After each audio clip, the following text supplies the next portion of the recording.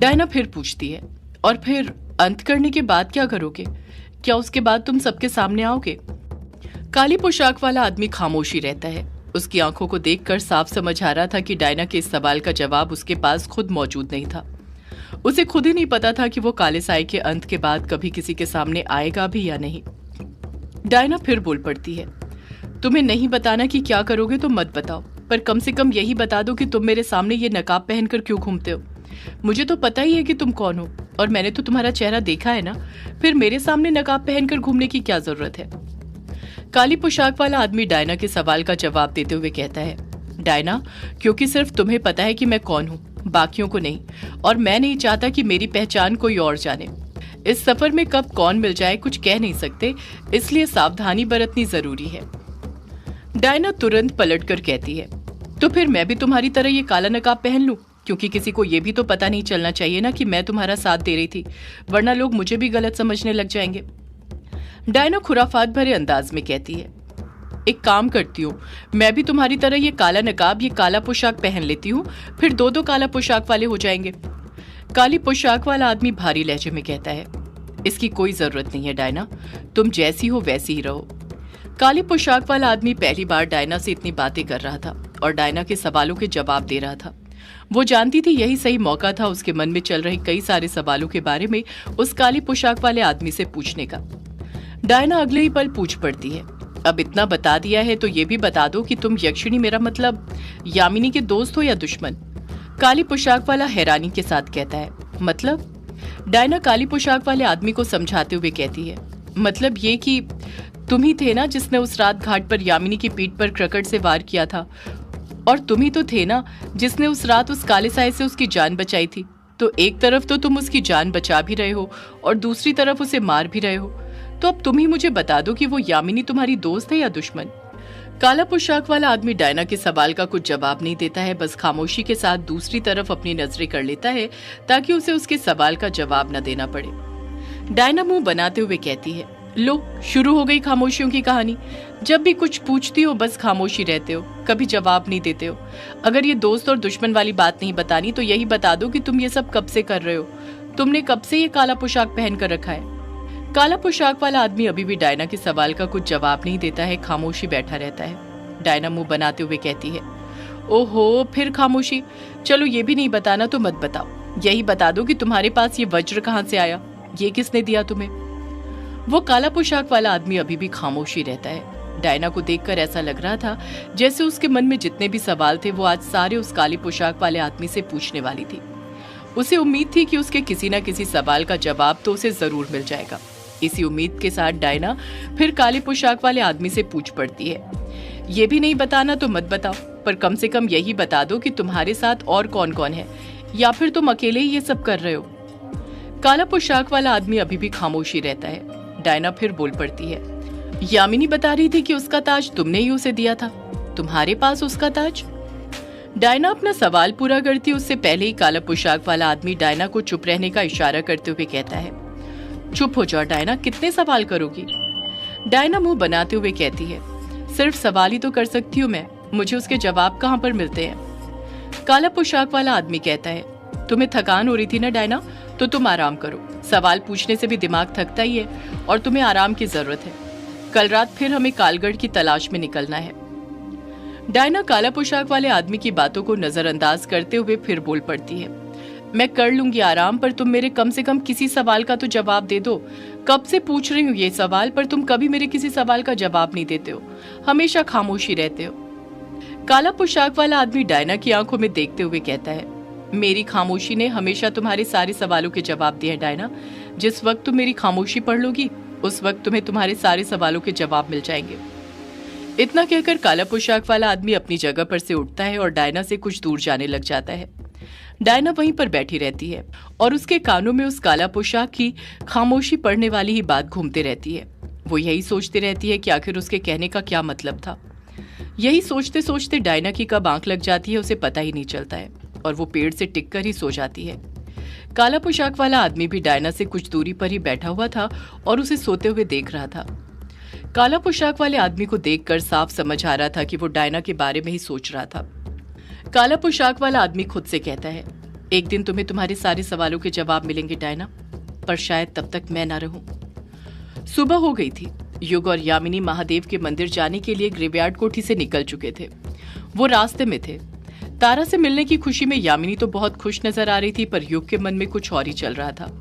वो कुछ परेशान लग रहा था, जैसे उसका मन नहीं था यामिनी के साथ मंदिर जाने का, पर उसके दबाव बनाने के कारण वो ना चाहते हुए भी उसे यामिनी के साथ जाना पड़ रहा था।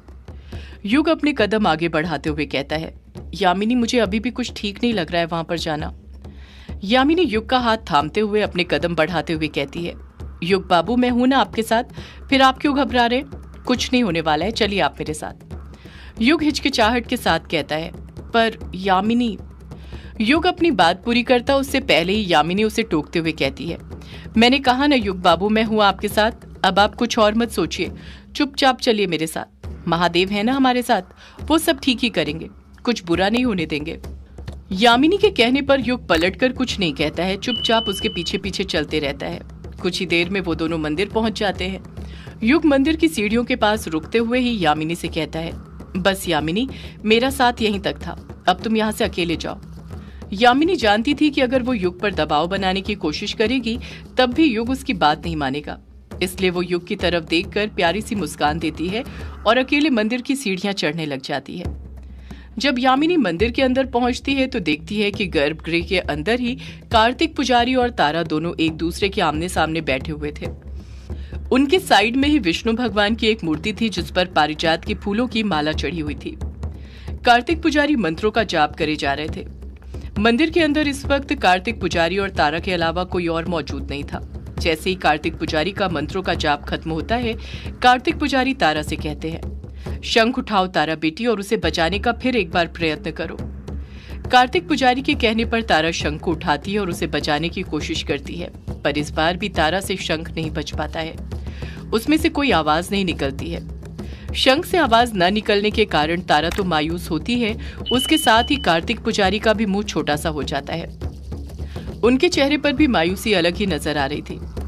कार्तिक पुजारी खुद से धीरे से बड़बड़ाते हैं, इतनी आराधना कर रहे हैं पर फिर भी सफल नहीं हो पा रहे हैं, पता नहीं कहां पर क्या कमी रह रही है। कार्तिक पुजारी इस बारे में सोच ही रहे थे कि तभी तारा को एक महक आने लग जाती है, कमल के फूलों की महक, जो कहीं और से नहीं बल्कि यामिनी के बदन में से आ रही थी। तारा के नथुनों तक जैसे ही वो महक पहुंचती है, तारा उस ओर मुड़ जाती है जिस ओर यामिनी खड़ी हुई थी। तारा ने यामिनी को महक से ही पहचान लिया था कि यामिनी वहां पर आ चुकी थी, और इस बात का आभास होते ही उसके चेहरे पर एक अलग ही मुस्कान आ गई थी। कार्तिक पुजारी ने आराधना के दरमियान इस तरह तारा का मन विचलित होते हुए कभी नहीं देखा था, इसलिए वो भी उस तरफ देखने लग जाते हैं जिस तरफ तारा ने अपना मुंह मोड़ा था। वो यामिनी को वहां पर देखकर कुछ खुश हो जाते हैं। कार्तिक पुजारी अपनी जगह पर से खड़े होते हुए कहते हैं, यामिनी बेटी तुम आ गई। यामिनी गर्भगृह में अंदर की तरफ अपने कदम बढ़ाते हुए कहती है, मुझे तो आना ही था पुजारी जी, मैं भला अपनी तारा बेटी से मिलने के लिए कैसे नहीं आती। यही सब कहते कहते यामिनी तारा और कार्तिक पुजारी के पास पहुंच जाती है। यामिनी अपने घुटनों के बल बैठकर तारा से बड़े प्यार से कहती है, कैसी हो मेरी तारा बेटी। इतना कहकर यामिनी तारा के दोनों गाल चूमने लग जाती है, उसे लाड दुलार करने लग जाती है। तारा भी मुस्कुराने लग जाती है, क्योंकि ना ही वो कुछ बोल सकती थी ना ही देख सकती थी, बस अपने चेहरे के हाव भाव से जवाब दे सकती थी। कुछ देर तक यामिनी खुद ही तारा से बातें करती रहती है और उसे प्यार करते रहती है। कार्तिक पुजारी अपनी जगह पर से उठते हुए तारा से कहते हैं, तारा बेटी तुम यहीं पर आराधना करो, मैं तुम्हारी यामिनी दीदी से कुछ बातें करके अभी वापस आता हूँ। तारा बस हाँ में अपना सिर हिला देती है। यामिनी भी तारा के पास से उठने लग जाती है और कार्तिक पुजारी के साथ गर्भगृह से चलते हुए बाहर की तरफ आने लग जाती है। कार्तिक पुजारी चलते हुए यामिनी से कहते हैं, कैसी हो यामिनी। यामिनी पलटकर कहती है, मैं ठीक हूँ पुजारी जी, आप कैसे हैं। कार्तिक पुजारी कहते हैं, मैं भी महादेव की कृपा से बिल्कुल ठीक हूँ यामिनी। यामिनी खामोश रहती है, पलटकर कुछ नहीं कहती है। ऐसा लग रहा था जैसे वो कार्तिक पुजारी से कुछ पूछना तो चाहती थी, पर काफी हिचकिचा रही थी। वो फैसला ही नहीं ले पा रही थी कि अपने मन के सवाल कार्तिक पुजारी से पूछे या नहीं।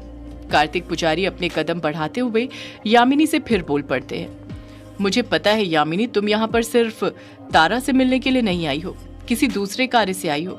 तुम निसंकोच मुझसे पूछ सकती हो जो तुम्हें पूछना है, इसमें इतनी घबराने वाली कोई बात नहीं है। यामिनी हिचकिचाते हुए कार्तिक पुजारी से कहती है, मैं तारा के कार्य से ही आई हूँ पुजारी जी, और मैं तारा के बारे में ही आपसे पूछना चाहती हूँ।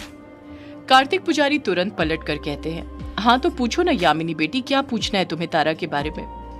यामिनी अगले ही पल कार्तिक पुजारी से पूछ पड़ती है, यही पुजारी जी कि तारा में कुछ बदलाव आया, आप अपने उद्देश्य में कहाँ तक पहुंचे।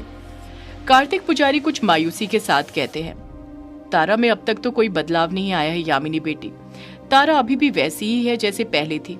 मुझे तो लगता है मैं अपने उद्देश्य की तरफ जरा सा भी नहीं बढ़ा हूँ, आज भी वहीं पर हूँ जहाँ पर पहले था। कार्तिक पुजारी का जवाब सुनकर यामिनी भी कुछ उदास हो जाती है, पर अगले ही पल वो उत्साहित होते हुए बोल पड़ती है, अगर आप कुछ नहीं कर पा रहे हैं तो मुझे एक बार प्रयास करने की कोशिश करने दीजिए ना। आखिर उस दिन सबसे पहले मुझे ही तो तारा के बारे में पता चला था, और फिर मैंने ही तो आपको सब कुछ बताया था पुजारी जी। जैसे ही यामिनी की जुबान पर यह बात आती है, उसकी आंखों के सामने वो पल चलने लग जाते हैं जिसके बारे में वो कार्तिक पुजारी से जिक्र कर रही थी।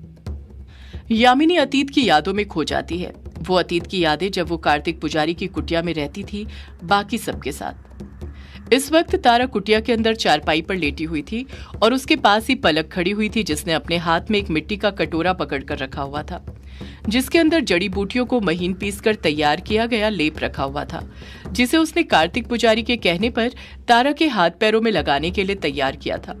अमावस्या की रात को बीते 1 हफ्ता हो चुका था और तारा को होश भी आ चुका था, पर इस वक्त वो इतनी ज्यादा कमजोर थी कि अपने पैरों पर ठीक से खड़ी तक नहीं हो पा रही थी, ना ही उसके हाथ ठीक से काम करते थे। यही कारण था कि कार्तिक पुजारी ने सुबह शाम तारा के हाथ पैर पर लेप लगाने का काम पलक को देकर रखा हुआ था, और इस वक्त वो तारा को लेप लगाने के लिए ही उस कमरे में आई थी। इस वक्त कमरे के अंदर तारा और पलक के सिवा कोई और मौजूद नहीं था। पलक तारा को लेप लगाना शुरू करती, उससे पहले ही उस कमरे के अंदर यामिनी आ जाती है और वो झट से पलक को रोकते हुए बोल पड़ती है, रुक जाओ पलक, तारा को लेप मत लगाओ। पलक मुंह बनाते हुए यामिनी से कहती है, लेप नहीं लगाऊं पर क्यों यामिनी? सदियों से है पुरानी ये है यक्षिणी की कहानी। यक्षिणी एक आग है, यक्षिणी तेरा ख्वाब है।